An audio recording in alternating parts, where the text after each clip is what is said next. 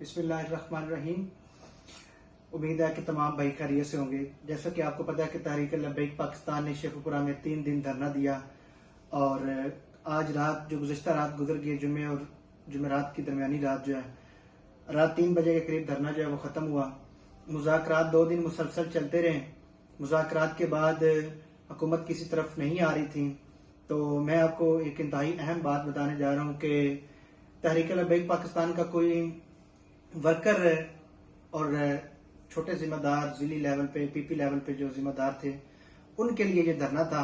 ये कोई आला अहदेदार के लिए धरना नहीं था।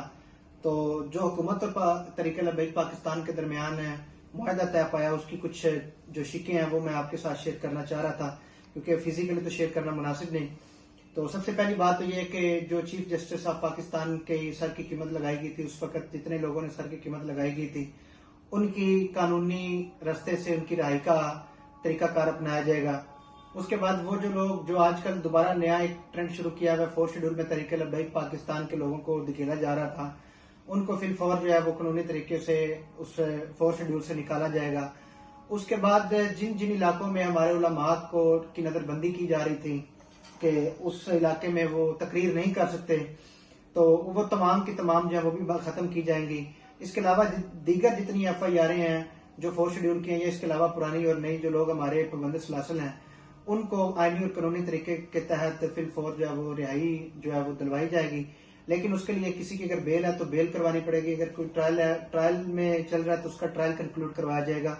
तो ये हुकूमत और TLP के दरमियान एक मुआहदा हुआ, जिसको आज पाया तकमील में पहुंचाने के लिए अमल दरामद जो है वो भी शुरू हो गया है। और तहरीक लब्बैक पाकिस्तान ने वो धरना जो है वो रात को उठा दिया है। और ये मैं समझता हूँ कि ये दीन की सरबुलंदी के लिए एक बहुत अच्छा इकदाम है, और इसमें दीन की जीत हुई है। इसमें किसी सियासी मजहबी जमात की नहीं, बल्कि खत्म नबूवत और नामूस रिसालत के पे पहरा देने वालों की जीत हुई है।